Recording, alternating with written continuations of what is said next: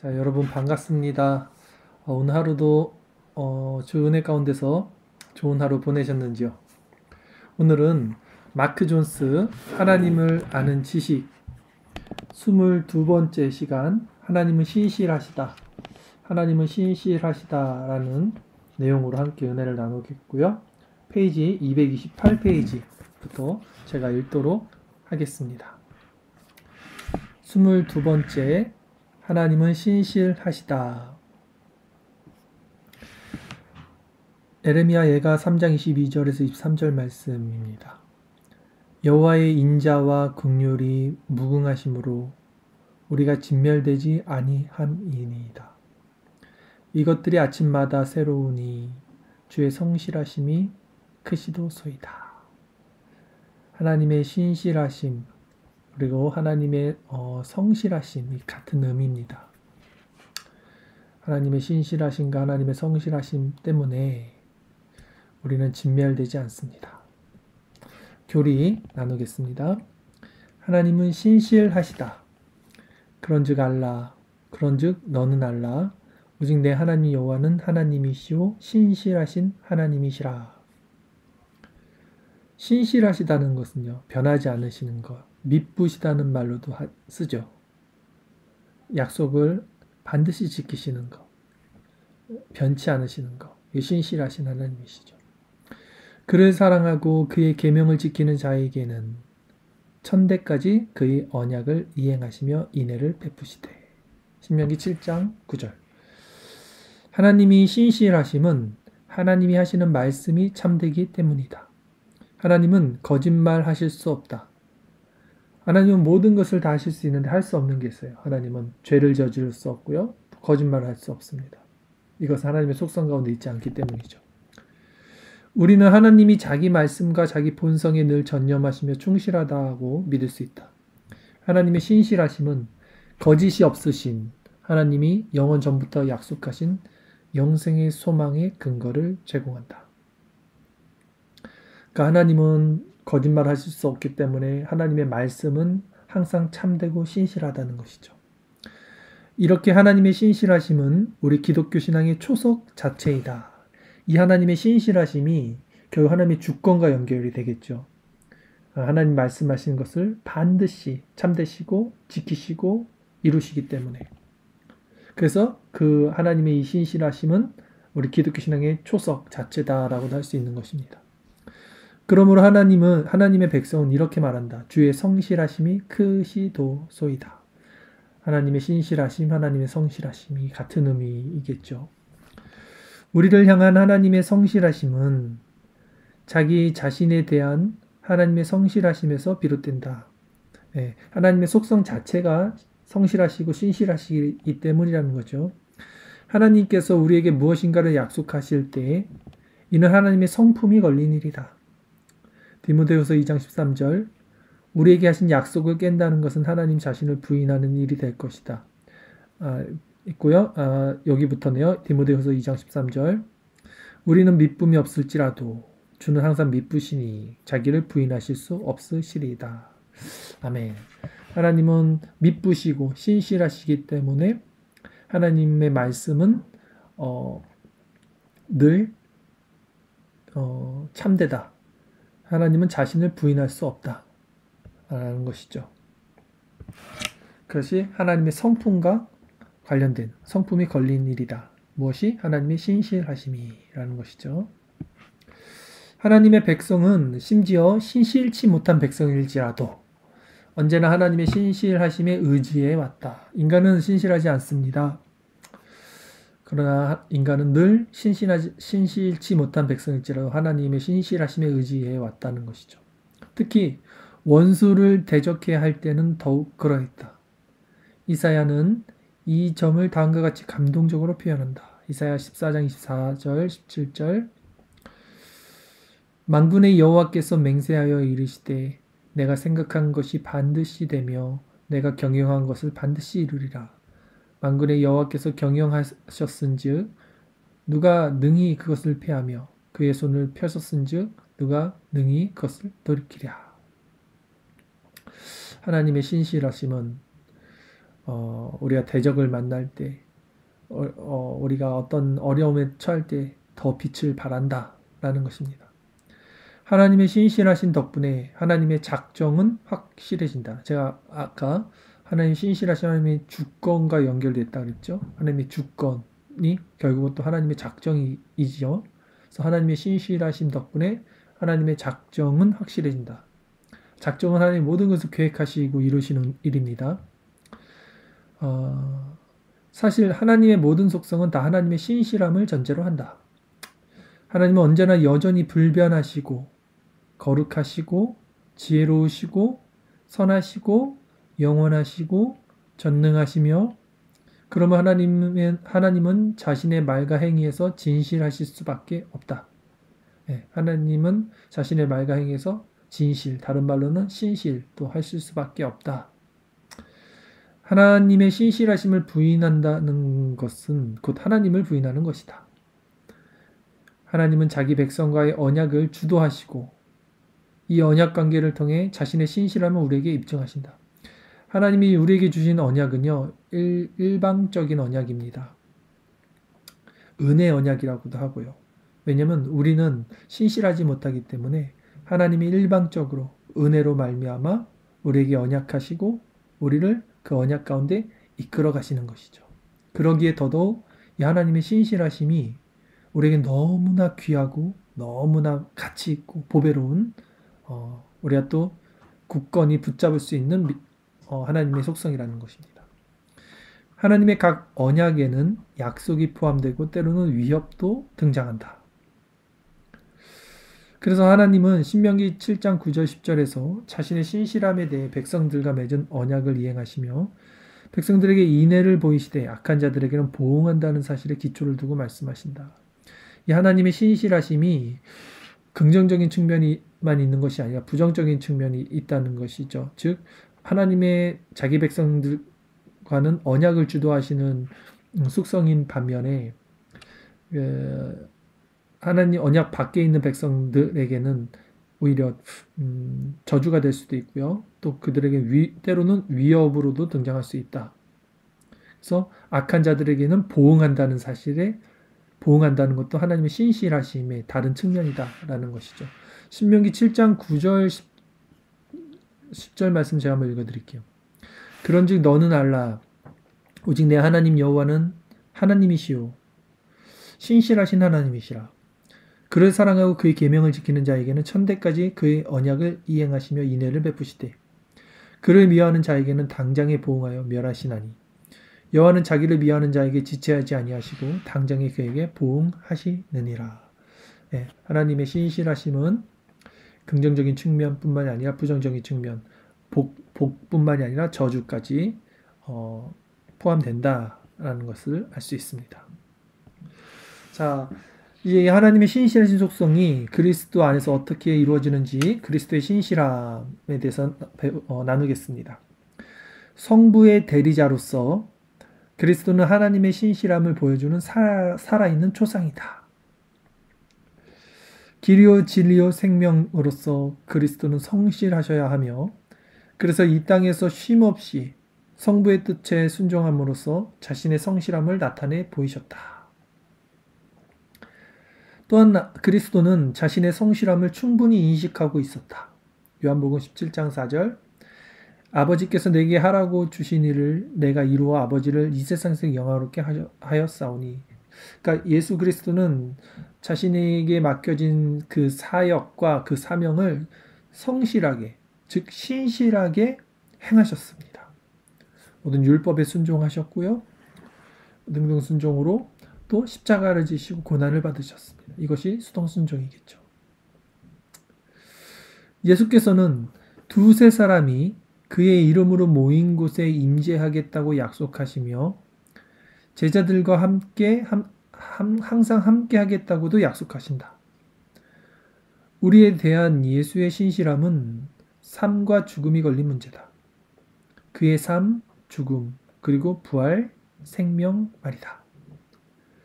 이런 이유로 우리는 영생에 대한 예수의 약속과 관련해 예수를 의지할 수 있다. 요한복음 5장 24절 내가 진실로 진실로 너희에게 이르노니 내 말을 듣고 또 나 보내신 이를 믿는 자는 영생을 얻었고 심판에 이르지 아니하나니 사망에서 생명으로 옮겼느니라. 아멘.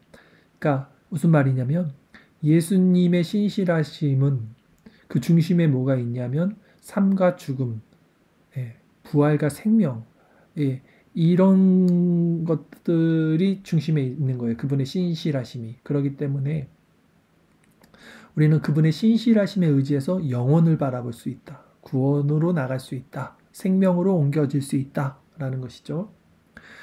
우리가 알기로 예수께서는 우리에게 신실하심에 틀림없다.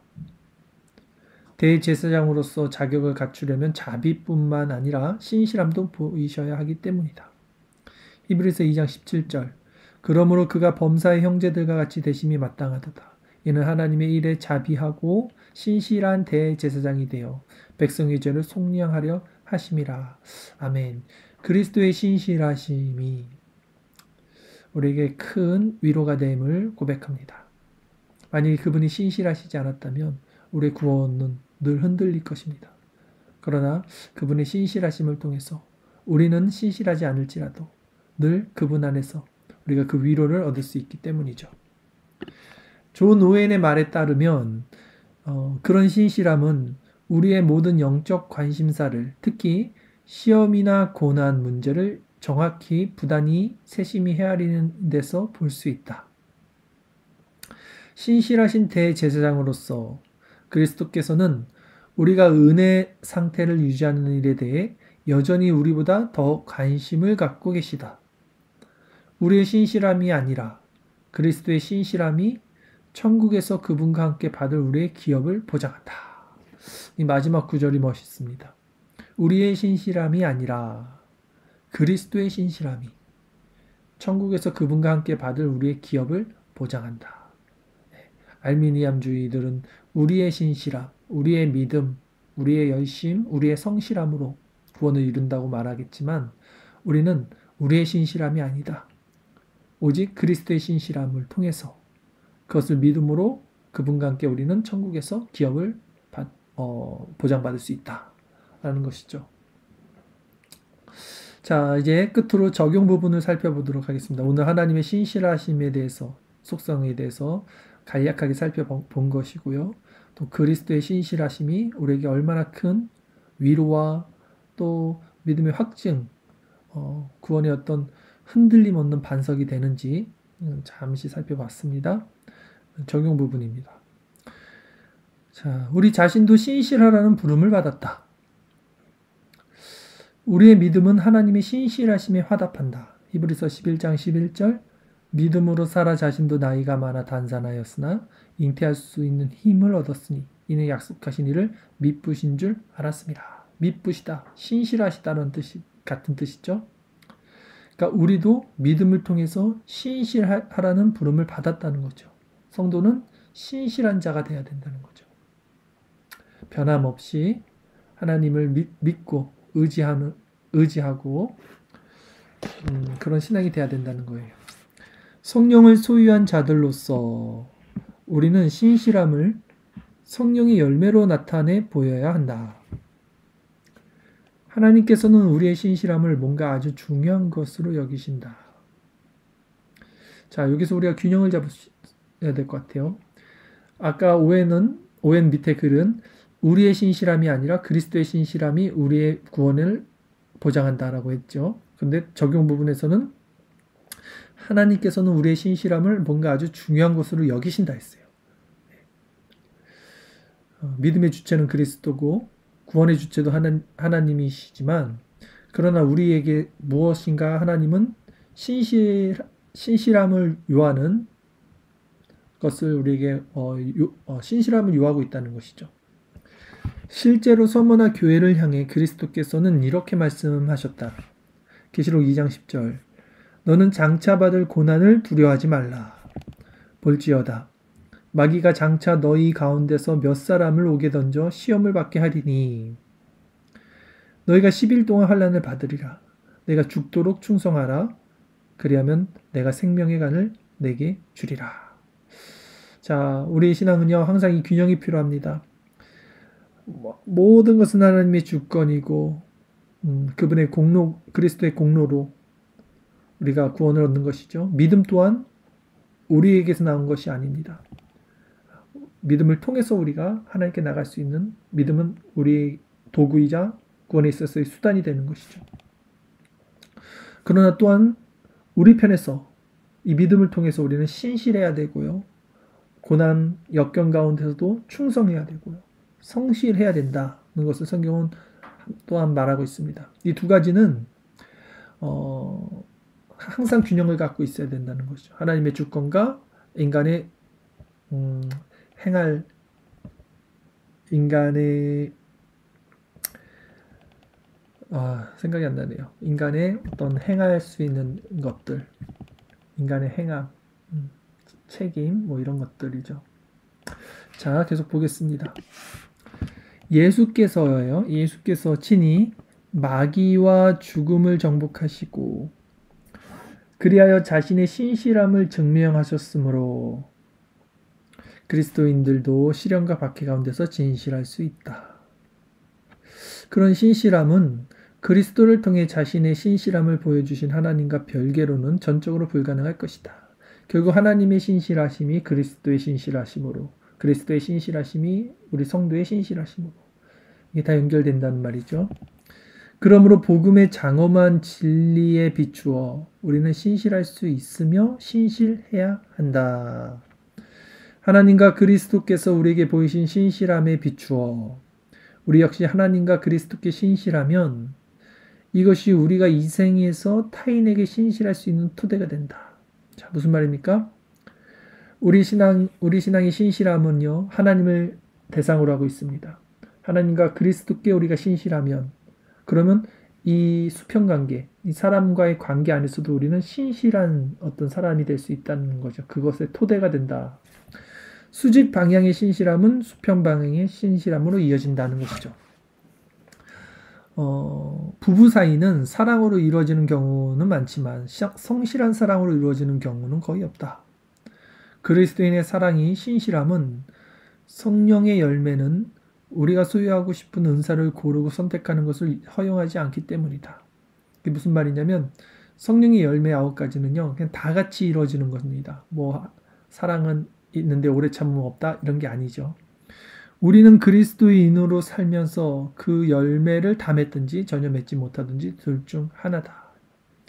교인들에게 무엇을 바라느냐고 성실한 목회자들에게 묻는다면 성실함을 바란다고 그들은 주저없이 대답할 것이다. 신실함. 예. 이게 왜 신실함을 좋아하냐면 그러니까 목사들도 그렇지만 누구나 다 성도들에게 가장 중요한 게 신실함인데 성경을 봐도요. 인간은 부패돼 있고 신실하지 못하기 때문에 믿음을 끝까지 가져가지 못하는 경우들이 너무나 많습니다. 사도들의 그 사도행전이나 어떤 그 내용들을 보면 다 떠나고 뭐 누구는 떠나고 누구는 배도하고 이런 내용들이 더 많죠. 신앙을 끝까지 지키고 이게 할 수 있는 사람들이 많지 않다는 거예요. 그래서 이런 대답이 나온 것 같아요. 목회자들에게 묻는다면 성실함을 바란다고 그들은 주저없이 대답할 것이다. 우리가 사람들에게 요구하는 것은 다윗의 권세와 경건도 아니고 솔로몬의 지혜와 부도 아니며 바울의 은사와 성화도 아니다.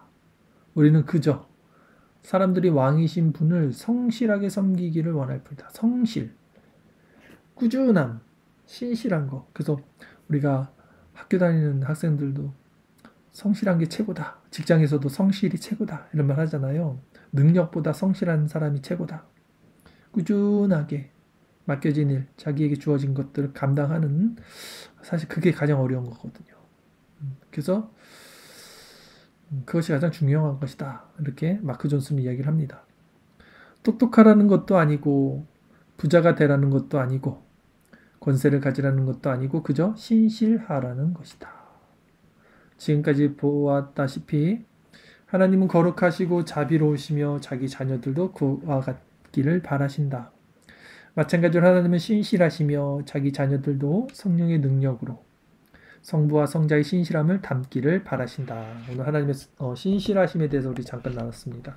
오늘 말씀이 우리에게 큰 유익이 되는 것, 그 다음에 도전이 되는 것은 뭐냐면, 오늘날 성도들은요, 세상 가운데 이 신실함을 잃어버렸기 때문에 질타를 받습니다.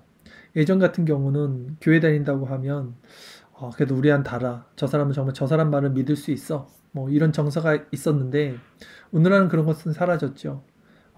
그래서 그러기에 더더욱 오늘날 우리 성도들에게 중요한 덕목 또 가지고 있어야 될 소망 어떤 오늘 이렇게 말이 안 나오죠. 속성은 바로 신실함이라는 것이죠. 그리고 이 신실함은 어디서 나옵니까? 하나님의 속성인 신실함, 그리스도의 그 성실과 열심, 그 신실함, 그것을 통해서 우리가 이 신실함을 우리도 가져야 된다. 그리고 우리가 이 신실함을 가질 때 이제 이 수직적 관계에서 수평적 관계로 우리가 만나는 이웃들에게도 우리가 참된 성도의 모습, 바람직한 성도의 모습을 보여줌으로써 정말 이 세상 누가 믿을 사람 아무도 없잖아요. 그럼에도 불구하고 크리스찬들은 신실하구나, 성실하구나, 저 사람들은 믿을 수 있겠구나. 우리가 그런 속성들을 가지고 그런 성품으로 살아갈 때 우리를 통해서 복음이 전파되고 하나님께서 영광을 받으실 수 있다라는 것이죠. 자, 말씀을 정리하겠습니다. 오늘 하나님의 신실하심에 대해서 우리가 말씀을 나눴습니다. 인간은 신실하지 않아요. 결코 인간은 신실할 수 없습니다. 그러나 그리스도는 신실하시기에 우리는 그리스도를 통해서 그리스도와 연합함으로써 그리스도 안에서 이 신실함의 열매를 맺을 수 있고요. 이 신실함을 통해서 우리는 그리스도의 형상으로 또 닮아갈 수 있습니다. 저와 여러분들 이 마라톤 같은 이 신앙생활 중에 능력도 사랑도 어떤 지식도 지혜도 모든 것이 다 중요하지만 오늘 마크 존스가 말했듯이 변함없는 늘 주님 앞에 그 자리에서 하나님을 신실하게 성실하게 섬길 수 있는 우리의 삶이 되기를 바라면서 위에서 한번 같이 기도하는 시간 갖도록 하겠습니다.